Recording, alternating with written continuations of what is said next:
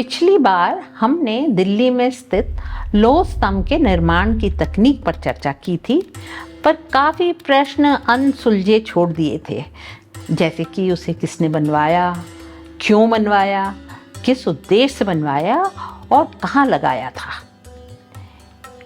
इस बार हम स्तंभों के महत्व के साथ साथ अन्य छूटे हुए प्रश्नों को भी देखेंगे और समझने की कोशिश करेंगे। प्राचीन भारत के स्तंभ और उसके शीर्ष में आपका स्वागत है। Namaskar. Welcome to the Meera Das Show, where I take you through the fascinating cultures of cities, towns and art objects.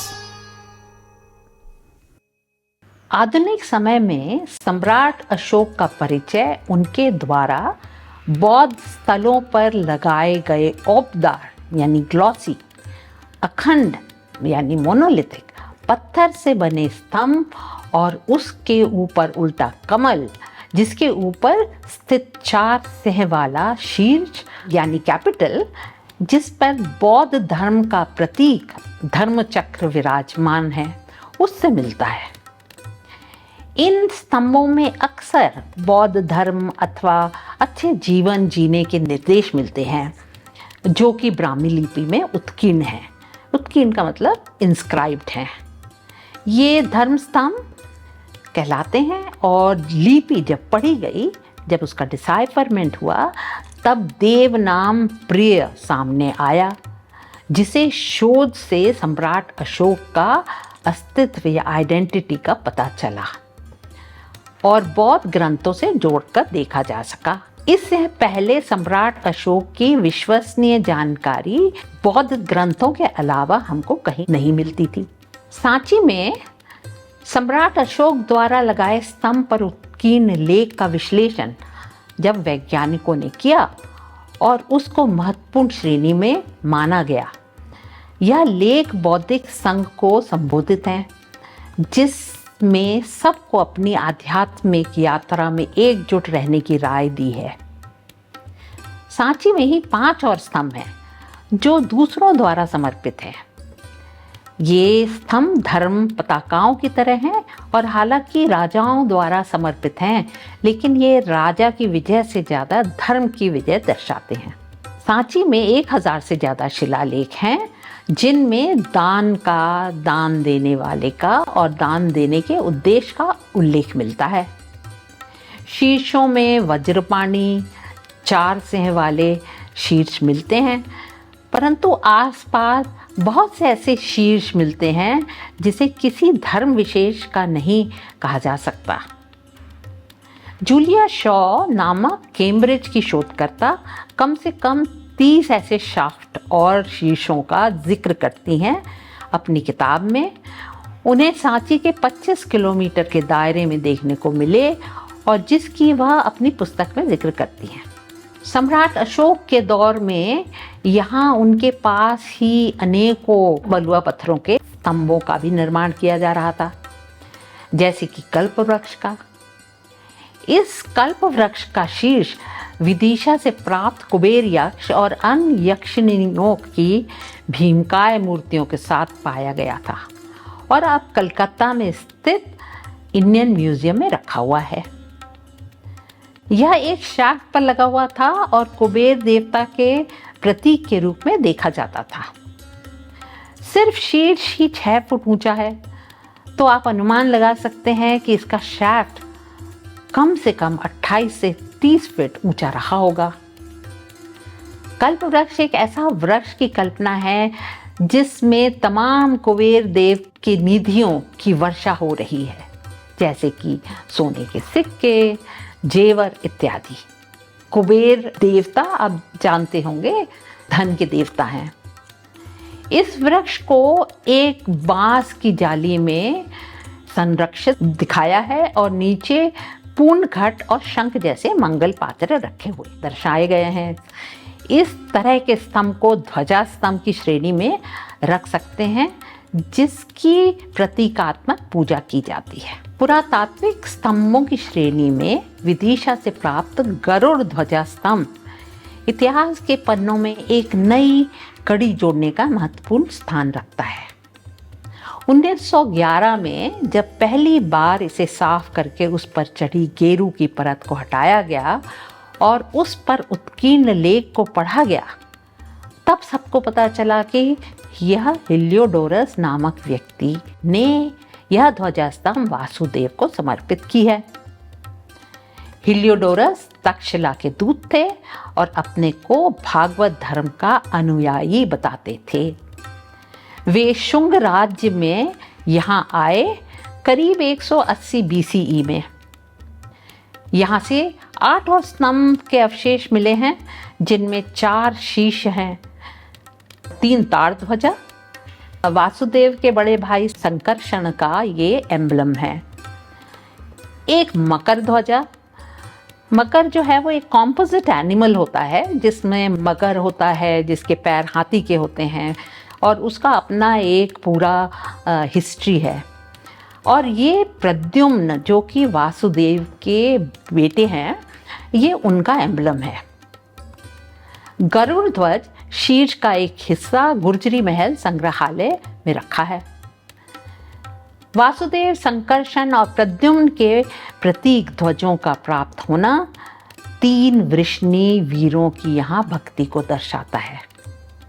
Vasudev मंदिर की समकालीनता पास के यक्षों और बौद्धिक संघ के साथ बहुत वैचारिक आदान प्रदान की ओर संकेत करता है।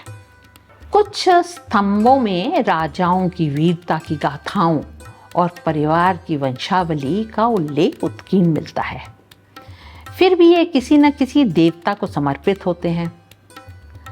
5वीं शताब्दी तक हम किसी स्तंभ को वीर स्तंभ या कीर्ति स्तंभ से नहीं परिभाषित कर सकते हैं, चाहे उनके शीर्ष पे गज, सिंह, वृषभ, नाग और या कोई अन्य वस्तु हो।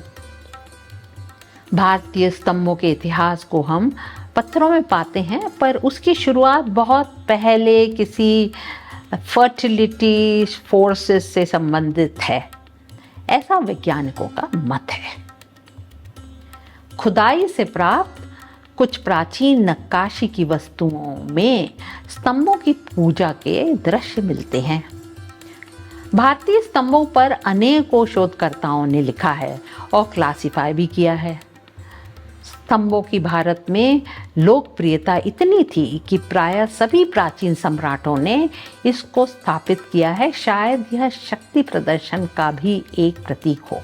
स्तंभ भीमकाय होने के बावजूद उनका यहाँ से वहाँ ले जाया जाना ये कोई अनोखी बात नहीं थी।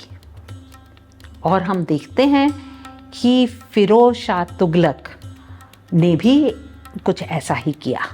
फिरोज शाह तुगलक जो 14वीं शताब्दी में दिल्ली के शासक थे, उनको इन औपदार अखंड पत्थरों के स्मारकों ने इतना आकर्षित किया कि वे 2 सम्राट अशोक द्वारा लगाए स्तंभ दिल्ली ले आए। इन स्तंभों को दिल्ली लाने का विस्तृत वर्णन समकालीन इतिहासकार शमशे सिराज करते हैं।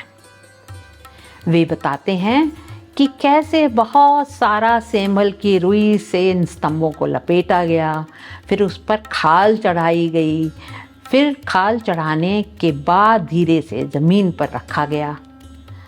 एक 42 पहियों वाला ठेला पे इसको रखकर यमुना नदी तक ले जाया गया। फिर नदी के रास्ते दिल्ली लाया गया और बहुत एहतियात के साथ उसे खास तौर पे बनाई गई इमारत में लगाया गया। ये स्तंभ आज भी दिल्ली में देखे जा सकते हैं। यह रिकॉर्डेड हिस्ट्री में स्तंभ के स्थानांतरण का पहला उदाहरण नहीं है। दिल्ली में ही स्थित लौह स्तंभ भी बाहर से लाए जाने का उदाहरण है। इसे मेहरौली में स्थित कुवैत उल इस्लाम मस्जिद, जिसे दिल्ली के 12वीं शताब्दी के शासक कुतुबुद्दीन ने बनवाया था, उसके प्रांगण में स्थित है। मेहरौली में स्थित लौह स्तंभ पर कई लेख अंकित हैं, जिसमें सबसे महत्वपूर्ण एक 5वीं शताब्दी की लिपि में चंद्र नामक सम्राट की प्रशंसा में लिखा गया है। इसी लेख में उनकी वीरता का व्याख्यान मिलता है और उनके साम्राज्य का विस्तार की व्याख्या भी करता है यह लेख, जो सिंधु से दक्षिणी समुद्र तक विस्तृत था। यह लेख इसे विष्णु की महान ध्वजा के नाम से पुकारता है, जिसे विष्णुपादगिरी पर स्थापित किया गया था। संस्कृत पोइट्री यानी संस्कृत पद्य के 3 छंदों वाला यानी 3 स्टांजा वाला यह लेख, जिसे अंग्रेज और भारतीय संस्कृत विदों ने अनुवाद किया और उसके कई अर्थों की समीक्षा की। कई अर्थों की समीक्षा करने के बाद इस बात पर सहमत हुए कि चंद्र से मतलब गुप्त साम्राज्य के महान सम्राट चंद्रगुप्त द्वितीय है और यह लेख उनकी मरणोपरांत स्तुति है। चंद्रगुप्त द्वितीय एक महान गुप्त साम्राज्य के महान सम्राट थे, जिनके द्वारा सांस्कृतिक, धार्मिक एवं वास्तुकला के विकास व विस्तार की नींव पर भारत आज भी खड़ा है। लौह स्तंभ जहां आज खड़ा है, वहां 5वीं शताब्दी के अवशेष नहीं मिलते हैं और ना ही कोई पहाड़ है जिसके तल पर वह स्थित हो। जब हम इस स्तंभ की मूल स्थानों की समीक्षा करते हैं तो विदिशा में स्थित उदयगिरी को एक प्रमुख दावेदार के रूप में पाते हैं। पहला कि इसमें बनाई गई वैष्णु की गुफा मंदिरों में गुप्त सम्राट के मंत्री वीरसेन का एक लेख मिलता है। इस लेख में वे विश्व विजय के लिए निकले सम्राट चंद्रगुप्त के साथ अपनी इस यात्रा का वर्णन करते हैं। चंद्रगुप्त अपने को परम भागवत बताते हैं और उदयगिरी की वैष्णव गुफा मंदिर इस दृष्टि से बहुत महत्व रखती हैं क्योंकि इसका निर्माण भी उनके राज्यकाल में हुआ। चंद्रगुप्त की मृत्यु यहाँ पे इस तरीके से दर्ज है कि उनके पुत्र कुमार गुप्त का एक लेख मिलता है जो जैन गुफा को दिए गए अपने दान का वर्णन करता है।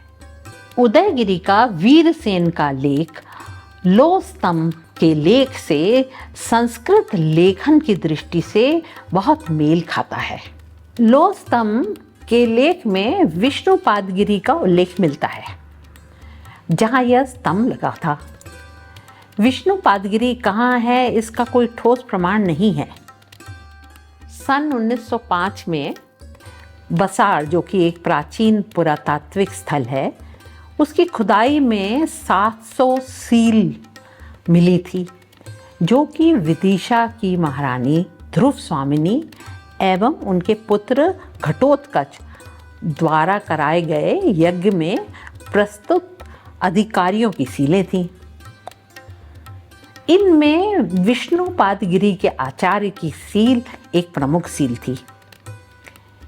इस सील का यहाँ प्रस्तुत होना यह प्रमाणित करता है कि महारानी का उनके आचार्य को यज्ञ में प्रमुखता देना।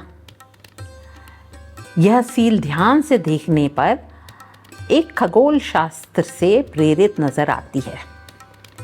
हालांकि एक मात्र सील से हम यह नहीं कह सकते कि उदयगिरी की उत्तरी पहाड़ी विष्णुपदगिरी रही होगी और लौह स्तंभ यहाँ लगाया गया होगा।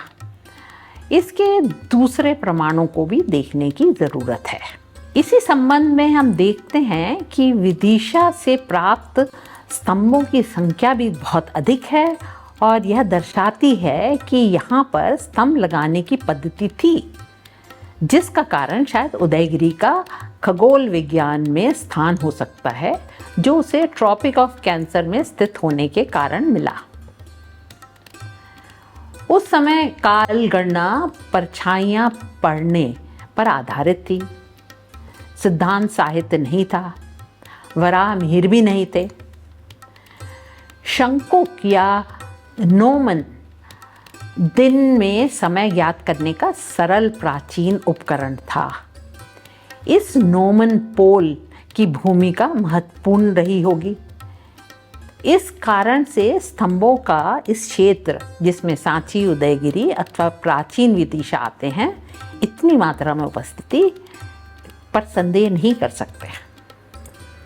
प्राचीन विदिशा एक व्यापारिक नगर था और काल की जानकारी व्यापार की सफलता की दृष्टि से महत्वपूर्ण स्थान रखती थी।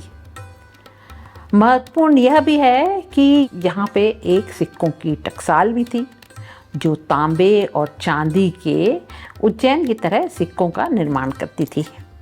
बाला सुब्रमण्यम जो कि IIT Kanpur metallurgy head of the department थे और उन्होंने लौह स्तंभ पर काफ़ी शोध करने के बाद कई लेख व पुस्तक प्रकाशित किए हैं। उनके साथ लौह स्तंभ के मूल स्थान और उसके शीर्ष पर लेख लिखने का मुझे सौभाग्य प्राप्त हुआ। लौह स्तंभ पर अंकित विष्णु और ध्वजा से तात्पर्य गरुड़ ध्वजा निकालना स्वाभाविक था और यह लेख में भी लिखा है। बाला सुब्रमण्यम ने पुनः उदयगिरी की मूर्तियों की जांच की और पाया कि गुफा नंबर 6 के सामने विष्णु की मूर्ति में उनके एंथ्रोपोमॉर्फिक यानी मानव रूपी आयुध चक्र पुरुष को एक पेडेस्टल पर दिखाया है। यह पेडेस्टल लौह स्तंभ के पेडेस्टल की तरह है।